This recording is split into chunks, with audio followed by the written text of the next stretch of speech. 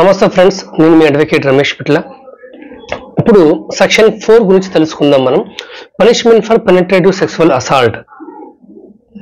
ఈ punishment for penetrative sexual assault అంటే ఎవరైనా ఒక వ్యక్తి, శిశువు అంటే అబ్బాయి కావచ్చు అమ్మాయి కావచ్చు, వాళ్ళపైన ఈ లైంగిక దాడికి పాల్పడ్డప్పుడు వాళ్ళకి విధించే శిక్షని ఈ సెక్షన్ 4లో చెప్పడం జరిగింది. దీంట్లో 3 ముఖ్యమైన పాయింట్లు. ఒకటి, ఎవరైనా పెనిట్రేటివ్ సెక్సువల్ అసాల్ట్కి పాల్పడితే 10 సంవత్సరాల జైలు శిక్ష, అది యావజ్జీవ కఠిన కారాగార శిక్ష కూడా విధించే అవకాశం ఉంటుంది.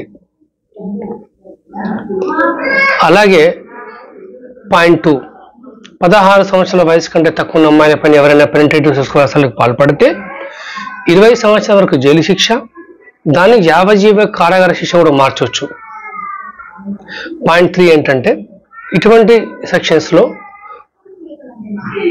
ఫైన్ విధిస్తారు. ఆ ఫైన్ అనేది ఈ యొక్క బాధితురాలి యొక్క వైద్య ఖర్చులకు సరిపడే విధంగా ఉండాలి. ఇది మనకి సెక్షన్ 4 చెప్తుంది. అంటే పెనిట్రేటివ్ సెక్సువల్ అసాల్ట్ గురించి చెప్తుంది, అంటే పనిష్మెంట్ గురించి. అందరికీ షేర్ చేయండి ఈ వీడియో. చిన్నపిల్లలు ఎంత సురక్షితంగా ఉంటే మన దేశం, మన ప్రపంచం అంత సురక్షితంగా ఉంటుంది. ప్రతి ఒక్కరికి చట్టాల పట్ల, శిక్షల పట్ల అవగాహన అవసరం. మనకు తెలిసిన వ్యక్తులు, మనతో ఉండే వ్యక్తులు మాత్రమే ఈ చిన్నపిల్లల పైన అకృత్యాలకు పాల్పడుతున్నారు. ఫస్ట్ వాళ్ళ నుంచి మీరు చాలా జాగ్రత్తగా ఉండండి.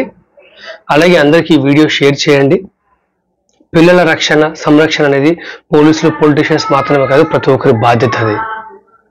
అలాగే ఎవరు చేసినా సరే ఏది గుడ్ టచ్, ఏది బ్యాడ్ టచ్ అని చెప్పేసి ముందే మీరు పిల్లలకు నేర్పించండి.